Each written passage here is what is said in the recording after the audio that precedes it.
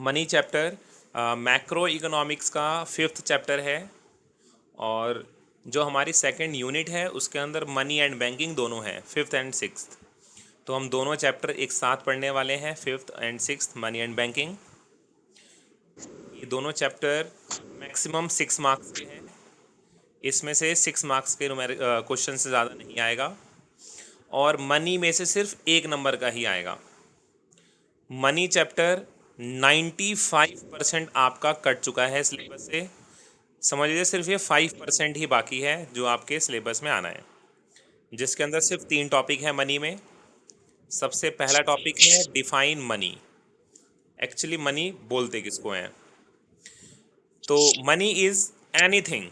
Money वो कोई भी चीज़ हो सकती है which is generally accepted as a medium of exchange, measure of value, store of value and means for standard of deferred payment. यानी money कोई भी वो चीज़ हो सकती है जो as a medium of exchange के लिए यूज़ की जाए, या फिर जिससे हम किसी चीज़ की वैल्यू को मेज़र कर सकें, या फिर जिससे हम किसी भी चीज़ की वैल्यू को स्टोर कर सकें, या फिर फ्यूचर में पेमेंट करने के लिए उससे हम रेडी हों। ऐसी चीज़ को हम मनी बोलते हैं। यानी जो ये 4 हमने ब्लॉक्स पढ़े हैं मनी की डेफिनेशन में, medium of exchange, measure of value, store of value and means for standard of deferred payment. पहले आपके सिलेबस में था फंक्शंस ऑफ मनी। तो मनी के फंक्शन में ये चारों पॉइंट्स मनी के फंक्शन हुआ करते थे। यानी मनी ये 4 काम करता है। मीडियम ऑफ एक्सचेंज का काम करता है, जैसे आप कोई भी गुड्स या फिर सर्विस परचेज करते हो कहीं से, तो उसके बदले आप मनी देते हो, आपको गुड्स मिल जाता है। ठीक है, आप किसी भी चीज़ की वैल्यू अब आसानी से पता लगा सकते हो क्योंकि मनी है इस वक्त। लेकिन जब पहले मनी नहीं हुआ करता था तो उस समय था बार्टर सिस्टम या फिर बार्टर एक्सचेंज। ये आप लोगों को पता भी होगा, 9th-10th में पढ़ा होगा आप लोगों ने। जहाँ पर क्या होता है कि गुड्स के बदले गुड्स एंड सर्विसेज का एक्सचेंज किया जाता था। अगर कोई एक पर्सन किसी को गुड्स प्रोवाइड कराता था, दूसरा भी उसके बदले उसको गुड्स ही देता था, क्योंकि मनी नहीं थी उस समय। तो ये सब सिलेबस आपके कट गया है, इसलिए हम ज़्यादा टाइम वेस्ट नहीं करेंगे इन सब चीज़ों को पढ़ने में। बस आप लोगों को थोड़ी नॉलेज हो जाए इसके बारे में, इसलिए मैंने वो वीडियो भेजा था ग्रुप में। मेरा ही बनाया हुआ वीडियो है, उसमें आप देख सकते हैं इन सब चीज़ों को। तो मनी क्या हुआ? मनी कोई भी एक ऐसी चीज़ होती है जो जनरली एक्सेप्टेड की जाती है, medium of exchange, measure of value, store of value, means for standard of deferred payment. जैसे इस वक्त मनी क्या क्या है हमारे पास? Coins, currency note and cheques. ये सब चीज़ें किसी भी बिजनेस ट्रांजेक्शन्स को सेटल करने के लिए बहुत ही आसानी से यूज़ की जाती हैं। जैसे अगर मुझे ही आप लोगों से फ़ीस अगर चाहिए, तो अगर आप मुझे करेंसी नोट दे दें, चेक दे दें या फिर कॉइन्स दे दें, तो मुझे ये एक्सेप्ट करना पड़ेगा। ठीक है, क्योंकि ये मनी है और हमारी गवर्नमेंट ने इसको मनी माना है।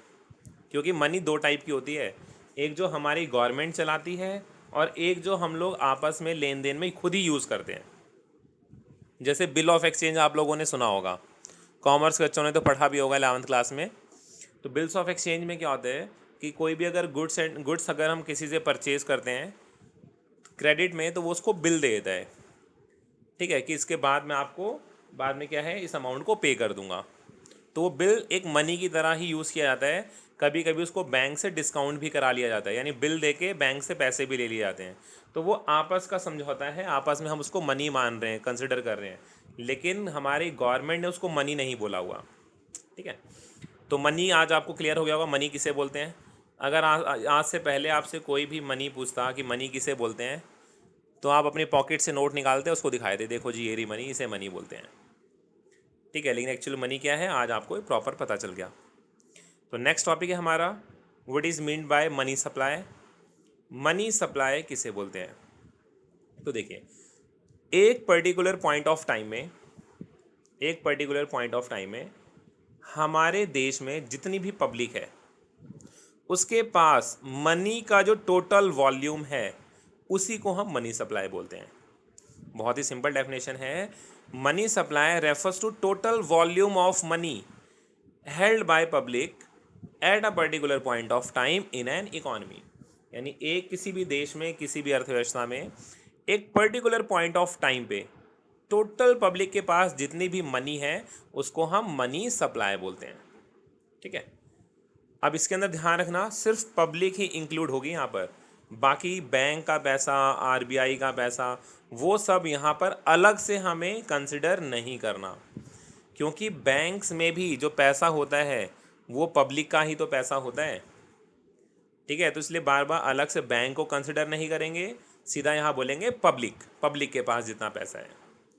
मनी, हाँ ओके, मनी सप्लाई में मैंने बताया कि किसी भी देश में एक पर्टिकुलर पॉइंट ऑफ टाइम में जो पब्लिक के पास जितना टोटल पैसा होता है उसी को मनी सप्लाई बोलते हैं। जैसे अगर बात की जाए किसी एक घर की, जैसे आपके घर में अगर हम कहें कि आपके घर में मनी सप्लाई कितनी है, तो आप बैठोगे कॉपी और पेन लेकर, आप बताओगे कि मेरे पास घर में इतने पैसे हैं और बैंक में मेरे पास इतने हैं। फिर अपने भाई से, बहन से, मम्मी से, पापा से, दादा, सबसे पूछोगे कि सबके पास इस समय कितना पैसा है टोटल, उसको आप लिख लोगे, उससे पता चल जाएगा कि आप लोगों की मनी सप्लाई कितनी है। और इस चीज़ को मेज़र करने के लिए हम क्या करते हैं, एक पर्टिकुलर पॉइंट ऑफ टाइम पे इसको मेज़र कर सकते हैं आसानी से, इसलिए इसको हम स्टॉक कॉन्सेप्ट बोलते हैं। हमें पता है स्टॉक किसे बोलते हैं, जो एक पर्टिकुलर पॉइंट ऑफ टाइम पे मेज़र किया जाता है उसे हम स्टॉक बोलते हैं। थर्ड पॉइंट पढ़ते हैं, right the components of money supply और मेजर्स ऑफ मनी सप्लाई। यानी मनी सप्लाई को हम मेज़र कैसे करते हैं। तो देखिए, आज से 3 साल पहले आपके सिलेबस में मेज़रमेंट 4 टाइप की हुआ करती थी, M1, M2, M3, M4। ये 4 मेजर्स हैं मनी सप्लाई के जो अलग अलग टाइम पे लॉन्च हुए थे। ठीक है, और अलग टाइम पे इनको अलग अलग तरीक़ों से पढ़ा जाता है। लेकिन आप लोगों के लिए बहुत ही खुशी की बात है कि आपके सिलेबस में सिर्फ M1 है और बाकी आपके सिलेबस से कट गया है। तो मैं आप लोगों को जो भी PDF नोट्स सेंड करता हूँ, आपके सिलेबस में सिर्फ वही होता है, बाकी आपके सिलेबस से सारा कट गया होता है। तो समझते हैं, टिल 1967 टू 68, 1967 से 68 तक RBI use only the narrow major of money supply. RBI सिर्फ एक क्या करती थी, नैरो मेजर मनी सप्लाई का यूज़ करती थी, जो कि M1 था। बट सिंस 1974, 1977 ये 4 अल्टरनेटिव और आ गए, जिसके अंदर M1 क्या बताता था, it is the first and basic measure of money supply. Money supply का सबसे पहला और सबसे बेसिक मेजर था M1। It is also known as transaction money. इसे हम ट्रांजेक्शन मनी भी बोलते हैं। ऐसा क्यों, क्योंकि आइए हम समझते हैं M1 में एक्चुअली था क्या। M1 के अंदर था कि हमारे देश में जितनी पब्लिक है उनके पास कितनी करेंसी एंड कॉइन है। अब यहाँ पर बैंक का पैसा हटा दो, आपके पास एक्चुअली आपके पास जेब में या फिर आपके घर में जितना पैसा है सिर्फ उसी की बात की जा रही है। Currency and coins with public, public के पास एक्चुअली इस समय कितना पैसा है, प्लस पब्लिक के पास डिमांड डिपॉजिट कितनी है कमर्शियल बैंक्स में, इसको अलग से कंसिडर कर रहे हैं। बैंक में डिमांड डिपॉजिट्स कितना है, प्लस RBI के पास कितने डिपॉजिट्स है। अगर हम इन तीनों को प्लस कर देते हैं तो वो M1 होता है। ये मनी सप्लाई का फर्स्ट मेजर है M1। अब कुछ पूछना है? हाँ, अब आइए समझते हैं डिमांड डिपॉजिट किसे कहते हैं।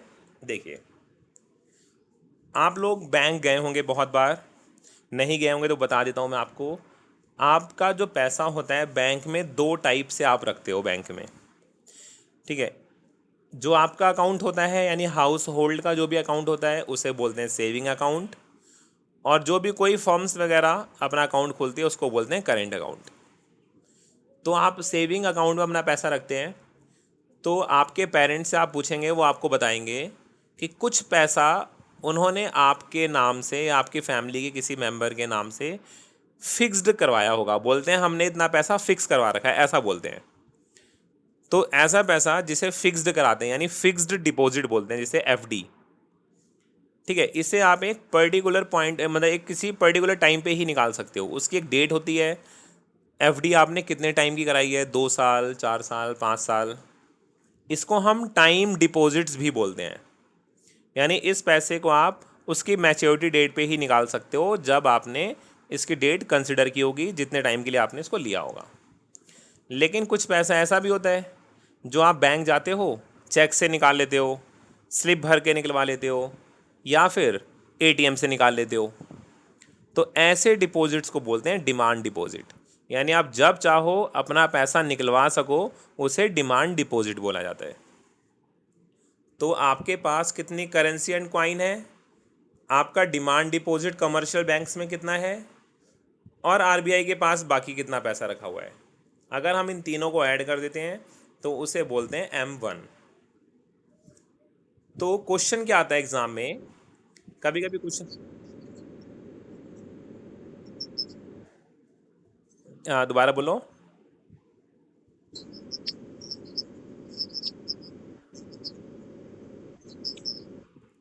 इंसान के पास प्लस इसको हम गिनते हैं ट्रांजैक्शन मनी के तौर पे।